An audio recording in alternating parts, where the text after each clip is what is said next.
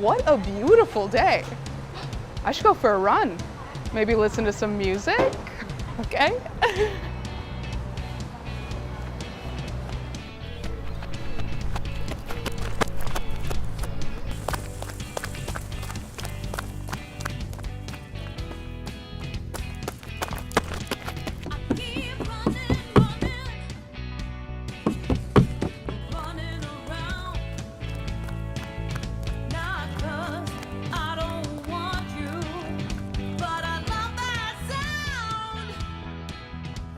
Hey guys, we're out here in Cannon Falls at Pachyderm Studio to meet with the Sunflower Fox and the Chicken Leg Band. They're a 1970s band and it's gonna be so much fun. Come on.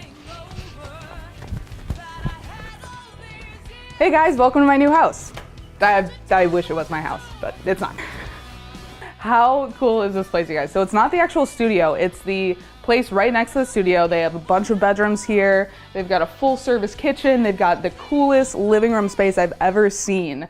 They have a pool, a screened patio. They've got all the chill spots you could ever want. Check out this retro carpet. I bet this has seen a lot of stories. Now this awesome house was built in 1964 as a family vacation spot.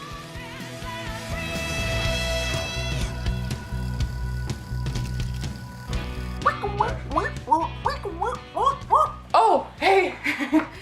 Seth, does it sound different if it's red?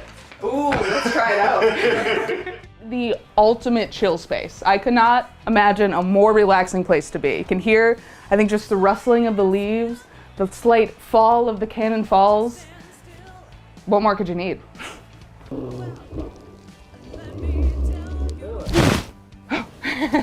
Sorry, the serenity of the woods got me. Let's go interview the band.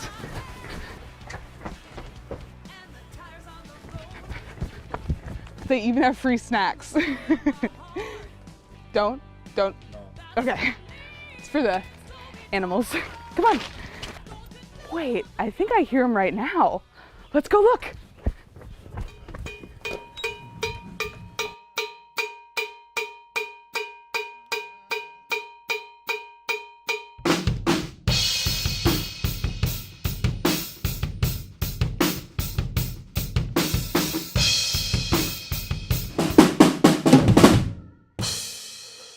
Hey guys, we are with Kyle, the drummer of the band. How long have you been playing drums? 22 years. 22 years. And was there any other instruments that like you were drawn to? Or was it always the drums? It was always drums.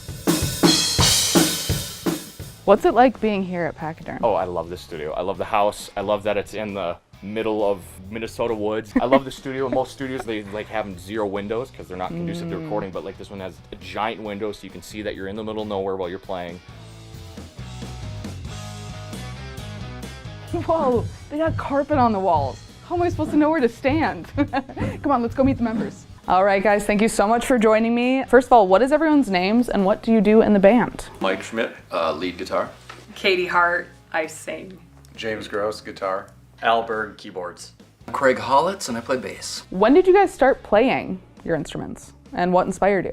I started when I was 10-ish. My dad was a musician, so that kind of it's in the blood a little bit. And then it was just finding Cheap Trick and Tom Petty that kind of helped kickstart everything. Nice. Professionally singing since I was 14. My dad said I used to sing on the back of his bicycle from the time I was like 2. My mom really loved the band Heart, so that's actually why I changed my last name. And so I got really inspired to like go into rock by listening to that kind of stuff growing up. I started at 8 from my dad playing guitar. That's awesome. In the family. All you guys. Yeah, and I started playing piano when I was 6, and my dad played accordion. He's very good at it, actually, so that kind of inspired me when I was a kid. I started playing upright bass and orchestra, and then I started playing bass guitar as well. Got in my first band when I was 11, and haven't stopped since, I guess. All right, I know you guys are a 1970s themed band.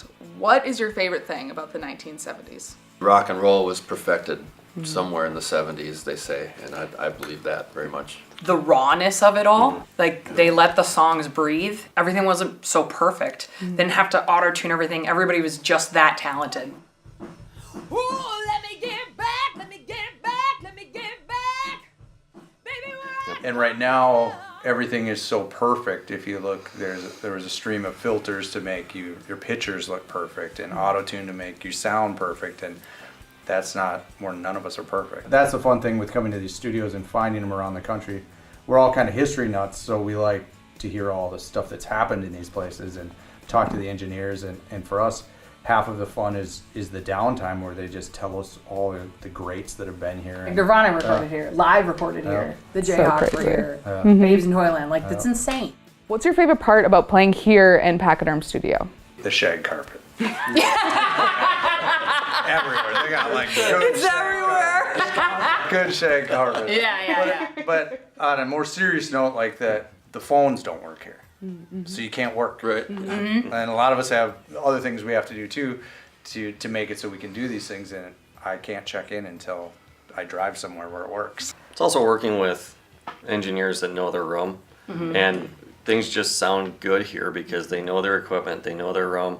The instruments sound good, everything just gets set really nice, and you're not worried about all the technical things. You can just play, and they take care of it and make it work. We got Nick Tweitbach here. He is the engineer at this incredible studio. How long have you been here? I've been here almost 10 years now. What is your favorite thing about working here at Pachyderm?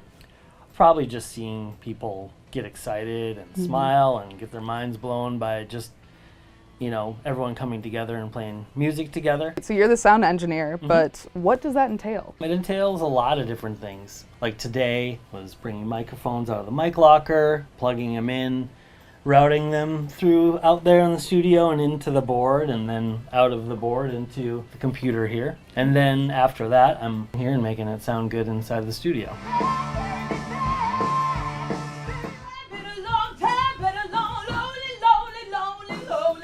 In the studio, it's all of that, and also you have to deal with a lot of people's emotions and egos and things like that, and so you're kind of managing, multiple things, not just technical things. So I noticed that we have a lot of dials here, but I noticed there's some on the screen as well. What do those do? Are they different? They're similar. On the screen, there's two screens. One is for editing, and this is where earlier I was chopping Katie's vocal a little bit and just taking different takes and making the best take.